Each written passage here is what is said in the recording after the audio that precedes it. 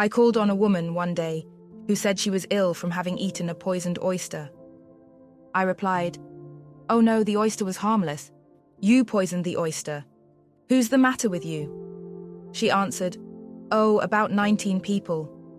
She had quarreled with 19 people and had become so inharmonious that she attracted the wrong oyster. Any inharmony on the external indicates there is mental inharmony. As the within, so the without. Man's only enemies are within himself, and a man's foes shall be they of his own household. Personality is one of the last enemies to be overcome. It was Christ's message, peace on earth, goodwill towards man. The enlightened man, therefore, endeavors to perfect himself upon his neighbor. His work is with himself, to send out goodwill and blessings to every man. And the marvelous thing is that if one blesses a man, he has no power to harm him. A man once came to me asking to treat for success in business. He was selling machinery, and a rival appeared on the scene with what he proclaimed was a better machine, and my friend feared defeat. I said, "First of all, we must wipe out all fear, and know that God protects your interests, and that the divine idea must come out of the situation. That is, the right machine will be sold by the right man to the right man." And I added, "Don't hold one critical thought towards that man. Bless him all day and be willing not to sell your machine if it isn't the divine idea." So he went to the meeting, fearless and non-resistant, and blessing the other man.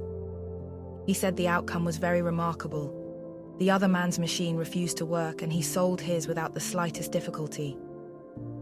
But I say unto you, love your enemies, bless them that curse you, do good to them that hate you, and pray for them which despitefully use you and persecute you. Goodwill produces a great aura of protection about the one who sends it, and no weapon that is formed against him shall prosper. In other words, love and goodwill destroy the enemies within oneself. Therefore, one has no enemies on the external. There is peace on earth for him who sends goodwill to man. By thy words thou shalt be justified, and by thy words thou shalt be condemned. A person knowing the power of the word becomes very careful of his conversation. He has only to watch the reaction of his words to know that they do not return void. Through his spoken word, man is continually making laws for himself. I knew a man who said, "I always miss a car. It invariably pulls out just as I arrive." His daughter said, "I always catch a car. It's sure to come just as I get there." This occurred for years. Each had made a separate law for himself, one of failure, one of success. This is the psychology of superstitions. The horseshoe or rabbit's foot contains no power, but man's spoken word and belief that it will bring him good luck creates expectancy in the subconscious mind and attracts a lucky situation. I find, however, this will not work when man has advanced spiritually and knows a higher law. One cannot turn back and must put away graven images. 2 men in my class had had great success in business for several months, when suddenly everything went to smash. We tried to analyze the situation, and I found, instead of making their affirmations and looking to God for success and prosperity, they had each bought a lucky monkey. I said, "Oh, I see. You have been trusting in the lucky monkeys instead of God. Put away the lucky monkeys and call on the law of forgiveness, for man has power to forgive or neutralize his mistakes." They decided to throw the lucky monkeys down a coal hole, and all went well again.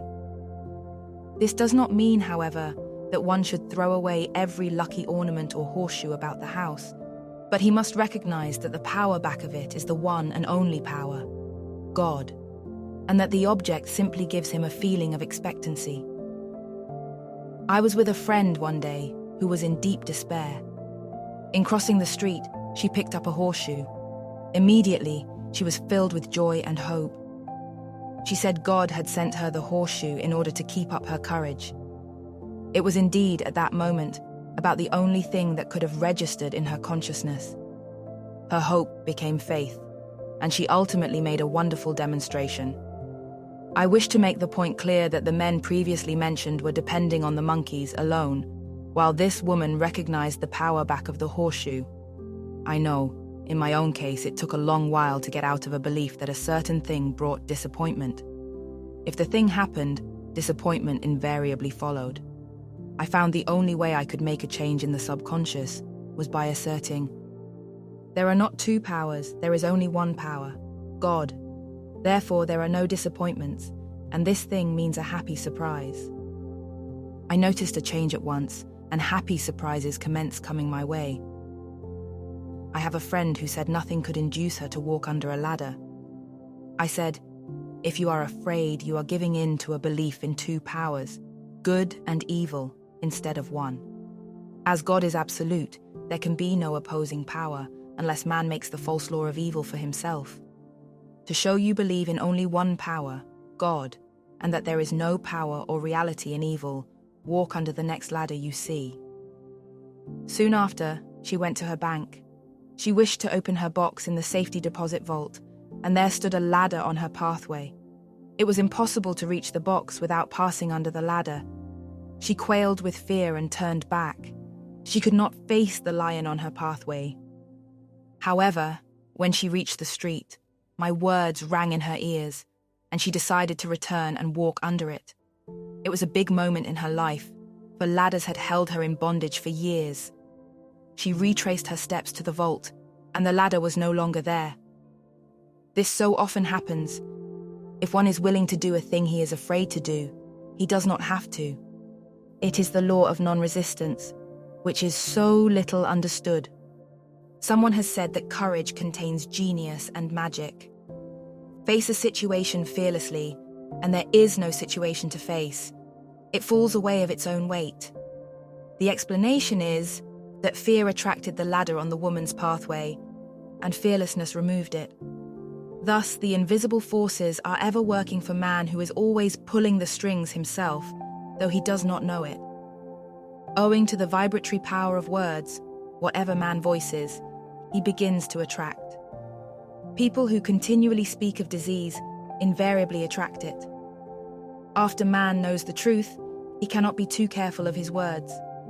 I have a friend who often says on the phone, "Do come to see me and have a nice old-fashioned chat." This old-fashioned chat means an hour of about 500 to 1,000 destructive words, the principal topics being loss, lack, failure, and sickness. I reply, "No, I thank you. I've had enough old-fashioned chats in my life. They're too expensive. But I will be glad to have a new-fashioned chat and talk about what we want, not what we don't want." There is an old saying that man only dares use his words for three purposes: to heal, bless, or prosper. What man says of others will be said of him, and what he wishes for another, he is wishing for himself. Curses, like chickens, come home to roost. If a man wishes someone bad luck, he is sure to attract bad luck himself. If he wishes to aid someone to success, he is wishing and aiding himself to success. The body may be renewed and transformed through the spoken word and clear vision, and disease be completely wiped out of the consciousness. The metaphysician knows that all disease has a mental correspondence, and in order to heal the body, one must first heal the soul.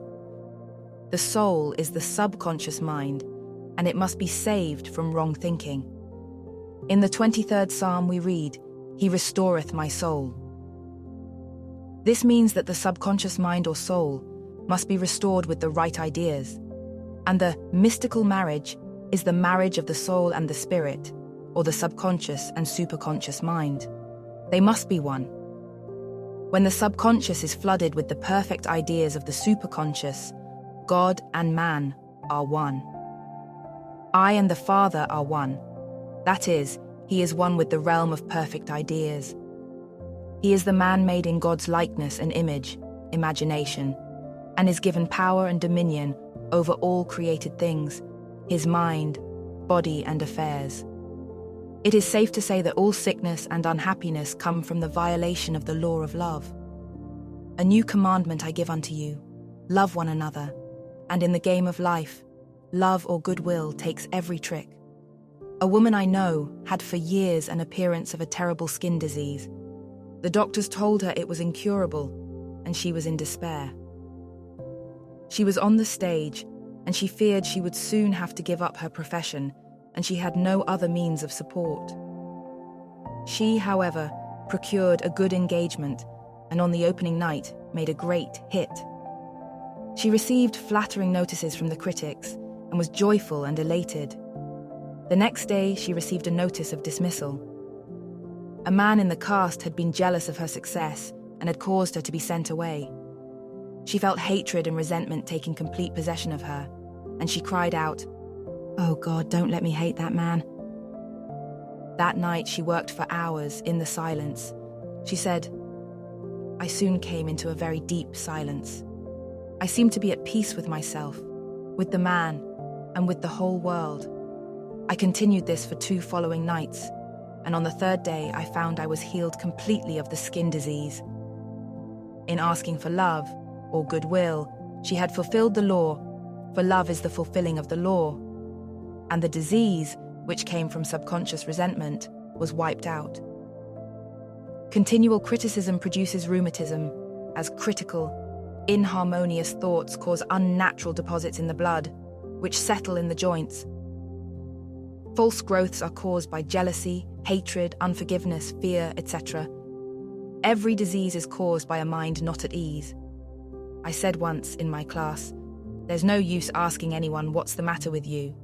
We might just as well say, who's the matter with you? Unforgiveness is the most prolific cause of disease. It will harden arteries or liver and affect the eyesight. In its train are endless ills.